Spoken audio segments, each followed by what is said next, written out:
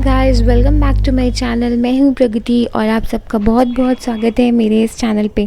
तो जैसा कि मैंने कहा था कि मैं कई समय से टेस्ट सीरीज़ प्रिपेयर कर रही हूं, क्वेश्चंस प्रिपेयर कर रही थी, ताकि जो आने वाले टीजीटी और पीजीटी के एग्ज़ाम्स हैं उसके लिए मैं एक टेस्ट सीरीज़ बना पाऊँ, जिसमें कि आपको जो प्रीवियस ईयर क्वेश्चंस हैं उसको भी इंक्लूड करके आपको पूरा एक ओवरव्यू दे सकूं कि पेपर कैसे आता है।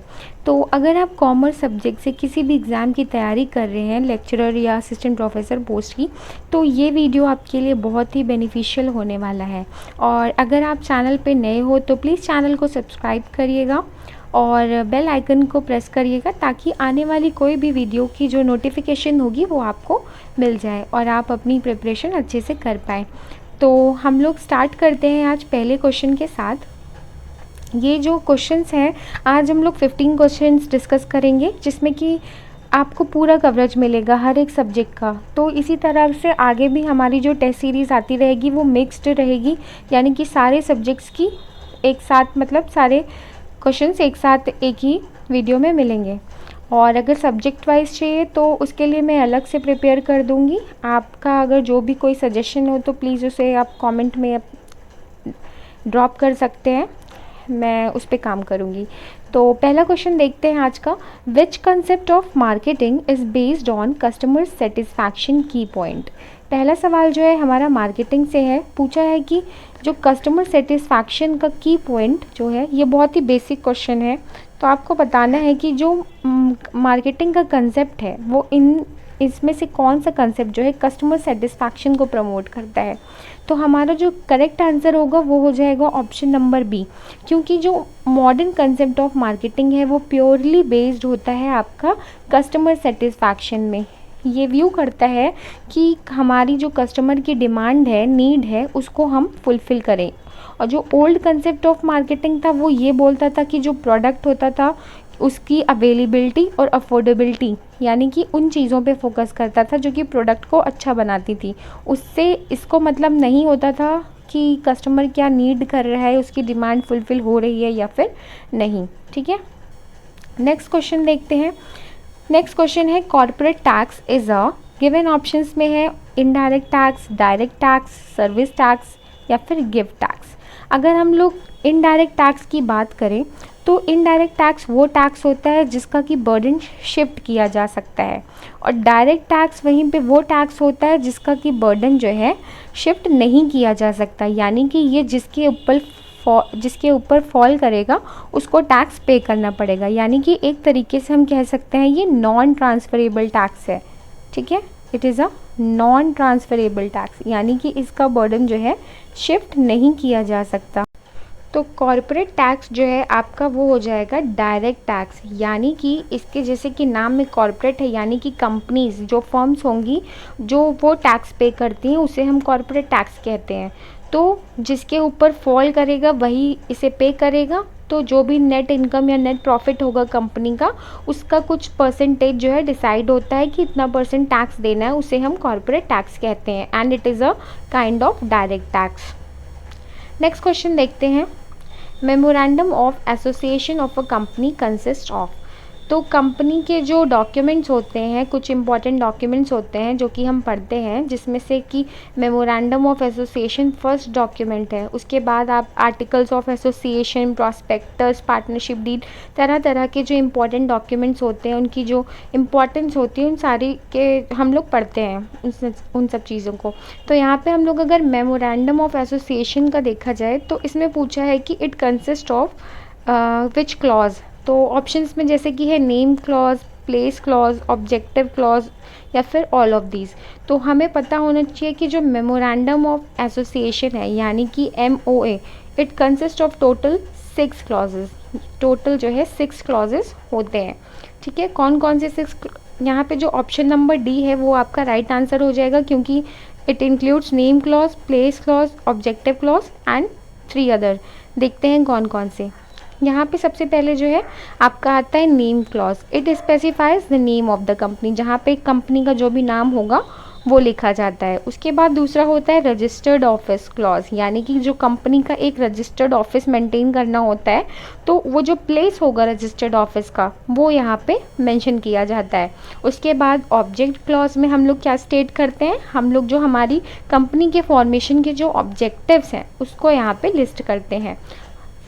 फोर्थ है आपका लाइबिलिटी क्लॉज। लाइबिलिटी क्लॉज में क्या होता है, it specifies the liability of the members of the company, यानी कि कौन कौन से मेंबर्स कितने लायबल है, कितनी कैपिटल उन्होंने लाई और वो कितनी हद तक लाइबिलिटी उनकी होगी। तो ये सारी चीज़ें यहाँ पे लाइबिलिटी क्लॉज में लिखी जाती हैं।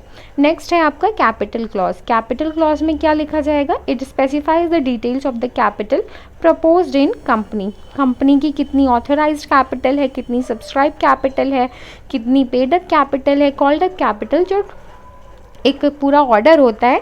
तो ये सारी चीज़ें यहाँ पे लिखी जाएंगी। और लास्ट है आपका subscription clause. It states the members subscribing there signature in the memorandum, यानी कि कौन कौन से मेंबर्स ने अपना जो है साइन किया हुआ है मेमोरेंडम में। तो ये चीज़ें यहाँ पे स्टेट की जाती हैं। Hope this is clear to all. Moving on to the next question, which of the following is a component of social cultural environment. तो यहाँ गिवन ऑप्शंस में से आपको बताना है कि कौन सा जो है सोशल कल्चरल इन्वायरमेंट का पार्ट है। तो यहाँ पे है आपका education, agriculture, population, research and development. तो यहाँ जो आपका करेक्ट आंसर हो जाएगा वो आपका हो जाएगा एजुकेशन। कैसे देखते हैं। अब ये जो सोशियो कल्चरल इन्वायरमेंट है, इसके जो एलिमेंट्स होते हैं उनके बारे में एक बार हम लोग देख लेते हैं। तो सबसे पहले यहाँ पे है आपका एटीट्यूड एंड बिलीव्स, फिर उसके बाद डेमोग्राफिक, फिर उसके बाद रिलीजन, फिर उसके बाद language, education, family structure, social organisation, class and structure. तो ये कुछ एलिमेंट्स हैं जो कि आपके सोशियो कल्चरल इन्वायरमेंट के पार्ट्स होते हैं, यानी कि जो आपका सोशियो कल्चरल इन्वायरमेंट होता है इन सब चीज़ों से इंक्लूडेड होता है। ओके, नेक्स्ट क्वेश्चन हम लोग देखते हैं। Premium received on the issue of a shares is shown in, यहाँ पे इज होगा। तो premium received on the issue of shares, अब सपोज करिए ये जो आपका क्वेश्चन है ये आपका इशू ऑफ शेयर्स वाले चैप्टर से है। तो यहाँ अगर हम कोई भी शेयर अगर प्रीमियम पे जब इशू करते हैं तो कुछ जो अमाउंट होता है, सबसे पहले अगर हम शेयर इशू करते हैं प्रीमियम पे तो उसकी जो प्रीमियम वाली अमाउंट है वो आपकी एक अलग सेपरेट अकाउंट में जाती है जिसका नाम होता है सिक्योरिटी प्रीमियम रिजर्व अकाउंट, जिसे हम शॉर्ट में SPR अकाउंट लिख देते हैं। तो जो ये प्रीमियम का पैसा है ये हमेशा क्रेडिट होता है। ओके, गिवन ऑप्शंस में से क्या क्या है, debit side of the PL account, credit side of the PL account, asset side of the balance sheet या फिर liability side of the balance sheet.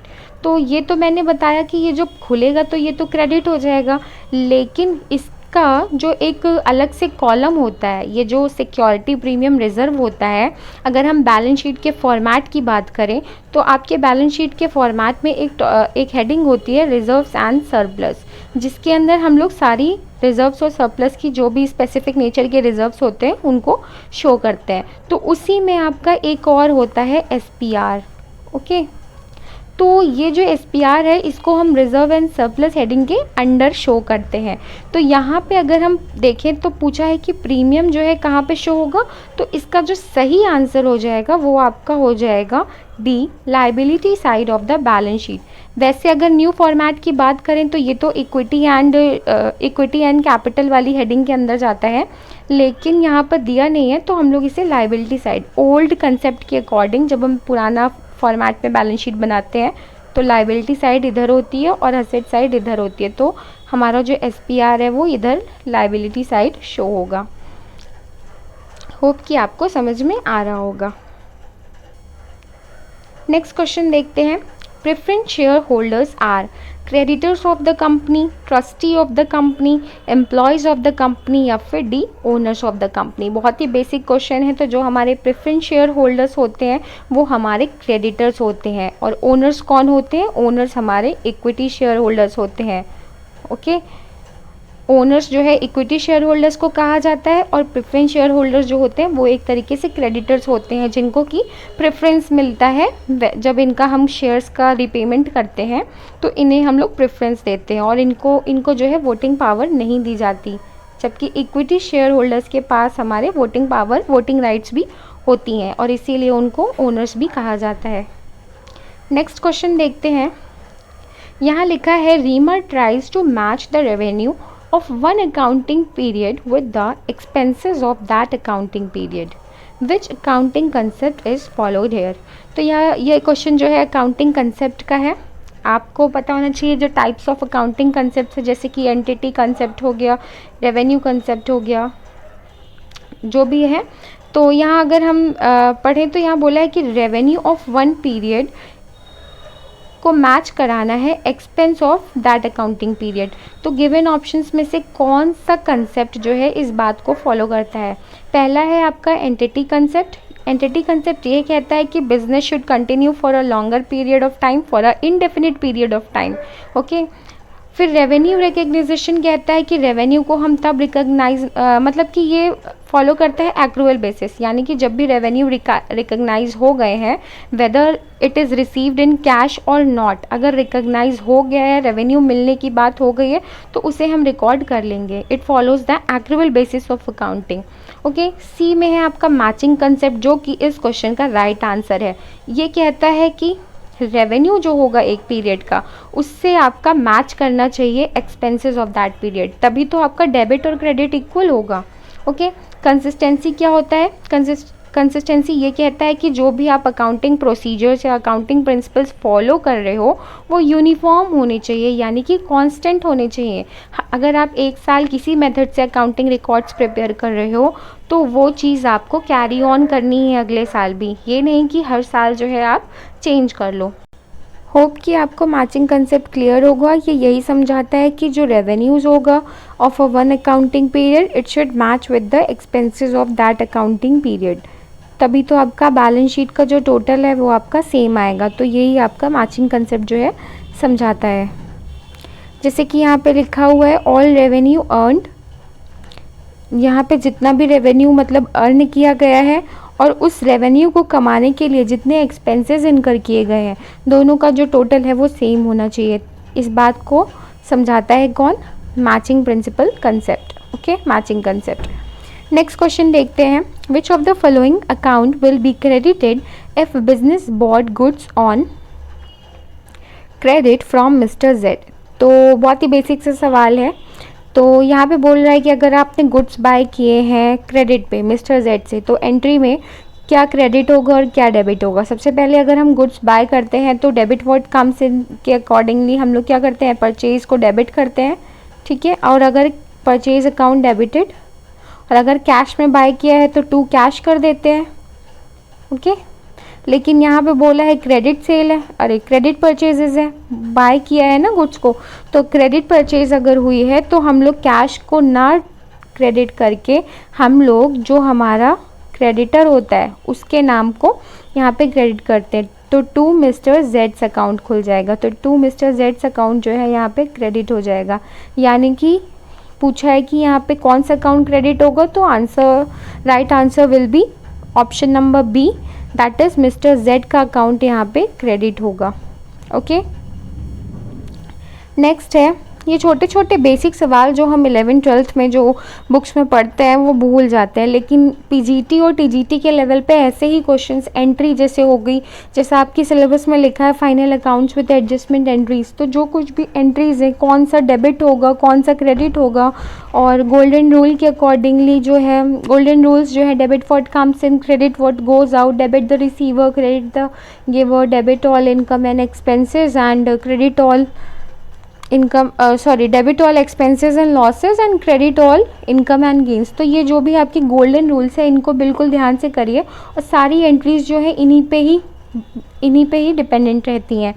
Next question है हमारा, व्हेन वन और both aspects of the transaction are recorded in wrong class और category of account it is called. तो यहाँ पे error से रिलेटेड सवाल आ गया है कि अगर आपने रॉन्ग क्लास या फिर रॉन्ग कैटेगरी में एंट्री कर दी है तो ये कौन सा एरर कहलाएगा। तो गिवन ऑप्शंस में पहला है error of principle, error of omission, error of commission, error of original entry. तो इसका जो राइट आंसर होगा वो होगा एरर ऑफ प्रिंसिपल, क्योंकि आपने रॉन्ग क्लास में एंट्री कर दी है। ठीक है। एरर ऑफ ओमिशन क्या होता है? एरर ऑफ ओमिशन जब हम कोई एंट्री करना लिखना भूल जाते हैं।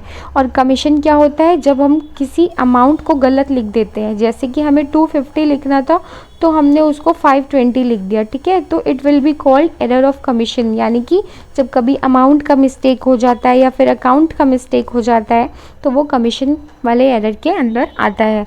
और एरर ऑफ ओरिजिनल एंट्री, जब हम ओरिजिनल एंट्री ही गलत पास कर दी हो, जैसे कि अभी एक क्वेश्चन में हमने देखा था कि क्रेडिट परचेज में हमें क्रेडिटर का अकाउंट खोलना था, अगर उसकी जगह हम कैश खोल देते हैं तो वो हमारा जो मतलब शुरू से ही एंट्री गलत हो जाती है। तो ये आपके कुछ एरर्स हैं जिन पे आपको ध्यान देना है। तो यहाँ पे जो राइट आंसर होगा वो एरर ऑफ प्रिंसिपल होगा। यहाँ लिखा है the error of principle means recording the transactions violating the accounting policies and procedures. तो जब आपकी accounting policies and procedures violate हो जाते हैं, मीन्स उनका जो यूज़ है वो नहीं हो पाता, उनको सही से नहीं फॉलो किया जाता, तो एरर ऑफ प्रिंसिपल जो है कमिट होता है। फॉर एग्जाम्पल, जैसे कि यहाँ लिखा है treating the purchase of an asset as an expense. ठीक है, परचेज को हमने एक्सपेंस मान लिया, this is an error of principle. This is because the amount is correctly posted on both debit and credit sides but in incorrect accounts. तो यहाँ पे account गलत खुल गए, लेकिन डेबिट और क्रेडिट जो है अमाउंट सेम आएगा, लेकिन जो आपका अकाउंट आपने ओपन कर दिया है वो रॉन्ग हो गया है, तो प्रिंसिपल जो है आपका गलत हो जाता है। अगला क्वेश्चन है profits are not required to be shared, it is a distinct feature of. तो यहाँ गिवन ऑप्शंस में सोल प्रोप्राइटरशिप है, कंपनी है, पार्टनरशिप है, कोऑपरेटिव सोसाइटी, ये सारे आपके फॉर्म्स ऑफ बिजनेस ऑर्गेनाइजेशन है। और इनमें से पूछ रहा है कि कौन से में profit are not required to be share. तो इसका सही जवाब होगा सोल प्रोप्राइटरशिप, क्योंकि यहाँ पे सिर्फ 1 पर्सन होता है तो उसे प्रॉफिट शेयर करने की कोई ज़रूरत नहीं है, जबकि कंपनी में मेंबर्स को प्रॉफिट शेयर करते हैं। ओके, इक्विटी होल्डर्स जो प्रॉफिट बचता है वो आपस में शेयर करते हैं, पार्टनरशिप में पार्टनर शेयर करते हैं, और कोऑपरेटिव सोसाइटी के भी जो मेंबर्स होते हैं वो अपने प्रॉफिट को शेयर करते हैं। ओके, नेक्स्ट क्वेश्चन है विच of the following represent the correct formula for contribution margin. तो यहाँ पे कंट्रीब्यूशन का करेक्ट फॉर्मूला कौन से ऑप्शन में दिया हुआ है? Sales minus fixed cost, B option में दिया है fixed cost plus variable cost, फिर है उसके बाद sales minus variable cost, and D है नन ऑफ द अबव। तो एक इसका ऑर्डर होता है, सबसे पहले होता है सेल्स। ठीक है, सेल्स यानी कि रेवेन्यू, इसमें से जब हम वेरिएबल कॉस्ट माइनस कर देते हैं तो हमारा आ जाता है कंट्रीब्यूशन। ठीक है, इसीलिए हम कंट्रीब्यूशन को सेल्स माइनस वेरिएबल कॉस्ट भी कहते हैं। तो यहाँ अगर हम ऑप्शंस में देखें तो ऑप्शन नंबर सी जो है यहाँ हमारा सही रिप्रेजेंट कर रहा है। तो सेल्स माइनस वेरिएबल कॉस्ट जो होगा वो आपका कंट्रीब्यूशन का फॉर्मूला होता है, और इसी कंट्रीब्यूशन में से जब हम फिक्स्ड कॉस्ट लेस कर देते हैं तब हमारा आ जाता है क्या? तब हमें मिल जाता है EBIT, यानी कि earning before interest and tax. तो इस ऑर्डर को आप लोग याद रखिएगा, सबसे पहले सेल्स होगा, सेल्स में से हम लोग वेरिएबल कॉस्ट जब माइनस कर देंगे तो हमें कंट्रीब्यूशन मिल जाएगा, और उसी कंट्रीब्यूशन में से जब हम फिक्स्ड कॉस्ट जो है घटा देंगे तो हमारा EBIT आ जाएगा। ठीक है, और जब कंट्रीब्यूशन और आपका फिक्स्ड कॉस्ट जब इक्वल होता है, यानी कि ये जो कंट्रीब्यूशन है और ये जो फिक्स्ड कॉस्ट है ये जब दोनों इक्वल हो जाता है तभी आपका ब्रेक इवन लेवल जो है मिल जाता है। यानी कि ब्रेक इवन लेवल वो लेवल होता है जहाँ पे आपके नो प्रॉफिट और नो लॉस वाली कंडीशन फॉलो होती है, उसको भी अभी हम लोग आगे क्वेश्चंस में देखेंगे। होप कि आपको इसका फॉर्मूला क्लियर होगा। नेक्स्ट क्वेश्चन है dash is the difference between budgeted और बेसलाइन अमाउंट ऑफ एक्सपेंस और revenue and the actual amount. यानी कि जो एक बजटेड एस्टिमेटेड फिगर है एक्सपेंस का, यानी कि किसी भी एक्सपेंस का जो एक एस्टिमेटेड फिगर है वो, और किसी भी एक्सपेंस या रेवेन्यू का जो एक एस्टिमेटेड फिगर है वो, और उसके जो एक्चुअल अमाउंट में जो डिफरेंस होता है उसे हम क्या कहते हैं? तो उसे हम कहते हैं बजटेड वेरिएंस। यानी कि एस्टिमेटेड फिगर, मान लीजिए हमने अज्यूम किया कि एक्सपेंस जो होगा वो हमारा एक साल का कुछ 5000 रुपीज़ होगा, लेकिन हमारा जो एक्चुअल एक्सपेंडिचर हुआ वो हमारा 6000 का हो गया। तो ये जो डिफरेंस होगा between the estimated figure and the actual figure. This is known as budget variance. Next question है concept of conservatism refers to taking into account. तो अब जो कंसेप्ट ऑफ कंजर्वेटिज्म है ये भी एक इम्पॉर्टेंट अकाउंटिंग कंसेप्ट है. तो ये किस बात को फॉलो करता है? ऑप्शन ए में है ऑल प्रॉफिट्स, बी में है ओनली कैश प्रॉफिट्स, सी में है only profits realised and D में है profits realised and all possible losses. तो अब मैं बताऊं कि जो कंजर्वेटिज्म है ये कहता है कि जो भी एंटिसिपेटेड लॉसेस हैं उनको हम पहले से रिकॉर्ड कर लें, और जो हमारे लॉस हैं उसके लिए हम प्रोविज़न भी बनाते हैं. वो किस प्रिंसिपल के अकॉर्डिंग बनाते हैं पूछा जाए अगर, तो उसका सही जवाब होगा कंजर्वेटिज्म. क्योंकि कंजर्वेटिज्म कहता है कि फ्यूचर में होने वाले लॉसेस को हम लोग पहले से उसका रिजर्व बना के उसके लिए तैयार रहें. तो इसी कंसेप्ट के अकॉर्डिंग जो है provisions for bad debts, provision for debtors, provision for जो इतने सारे भी प्रोविजंस बनाए जाते हैं वो सब इसी कंसेप्ट के ही आधार पर बनाए जाते हैं. और जो प्रॉफिट्स होते हैं, प्रॉफिट जो रियलाइज्ड हो चुके हैं, माने कि जो एक्चुअली में इनकर हो चुका है, सिर्फ उसी की रिकॉर्डिंग करेंगे. फ्यूचर में अगर कोई प्रॉफिट होने वाला है तो उसकी रिकॉर्डिंग हम पहले से नहीं करेंगे, जबकि फ्यूचर में होने वाले लॉसेस को हम लोग पहले से उसके लिए प्रोविज़न, उसके लिए जो एक श्योरिटी है वो बनाकर चलेंगे. तो ये हमारा था conservatism principle. Hope it is clear. Next question है हमारा name the form of business organisation in which the members are jointly and individually liable for the payment of firm's debt. तो ये कौन सा बिजनेस ऑर्गेनाइजेशन है जहाँ पे जो मेंबर्स होंगे वो जॉइंटली और इंडिविजुअली, यानी कि एक साथ भी और इंडिविजुअली लायबल होंगे पेमेंट ऑफ फर्म्स डेट. तो ये आपका ऑप्शन नंबर बी हो जाएगा, पार्टनरशिप. जहाँ पे एक इंडिविजुअल पार्टनर अकेले की अगर इसने किसी को लोन दिया है तो वो अकेले उसके लिए भी रिस्पॉन्सिबल हो सकता है, और साथ ही साथ वो कलेक्टिवली सारे पार्टनर्स को भी उसके लिए लायबल बना सकता है. Because it is a feature of partnership firm कि जो पार्टनर होगा वो इंडिविजुअली और कलेक्टिवली अपने किसी भी लोन, अपने किसी भी डेट के लिए पर्सनली और कलेक्टिवली लायबल हो सकता है. ओके, तो आज का लास्ट क्वेश्चन हम लोग देखते हैं. Identify the type of partner who is not really a partner but is liable to third parties for the repayment of firm's debt. तो यहाँ पे पूछ रहा है कि ऐसे पार्टनर का नाम बताइए who is not really a partner, जो कि पार्टनर नहीं है but is liable to third parties for the repayment of firm's debt. ये एक इम्पॉर्टेंट सेगमेंट है आपके कॉमर्स के सिलेबस का कि जो पार्टनरशिप अकाउंट्स में टाइप्स ऑफ पार्टनर होते हैं उसको आप वो बहुत ही इम्पॉर्टेंट टॉपिक जो है कॉन्स्टिट्यूट करता है, तो उसको आप ज़रूर से पढ़िए. तो यहाँ पे जो सही आंसर होगा ऑप्शंस में आपका क्या क्या है, स्लीपिंग पार्टनर है, एक्टिव पार्टनर है, नॉमिनल और सीक्रेट पार्टनर है. तो इसका जो सही आंसर होगा वो होगा नॉमिनल पार्टनर, क्योंकि नॉमिनल पार्टनर ही वही पार्टनर होता है जो अपना नाम देता है कंपनी को, और वो थर्ड पार्टीज़ अगर कोई भी किसी ने भी फर्म से लोन लिया है या फर्म को लोन दिया है तो उसके लिए वो नॉमिनल पार्टनर जो है वो लायबल होगा, लेकिन वो एक्चुअल में पार्टनर नहीं होता है. यहाँ पे ये जो लाइन लिखी है ना, who is not really a partner, तो इसी बात से यहाँ पता लग रहा है कि ये जो है नॉमिनल पार्टनर है. अगर ये नॉट वर्ड का यूज़ यहाँ पे नहीं होता तो हम लोग स्लीपिंग या एक्टिव पार्टनर से तब इनके जो फीचर्स हैं उससे मैच करते, लेकिन यहाँ पे लिखा है who is not really a partner. तो जो नॉमिनल पार्टनर है आपको इतना याद रखना है कि वो सिर्फ अपना नाम देता है फर्म को, और third parties repayment of debt का केस होता है तो उसके लिए वो लायबल होता है. ओके, तो नॉमिनल पार्टनर जो होता है उसे हम लोग ऑस्टेंसिबल या फिर कॉसी पार्टनर भी कहते हैं.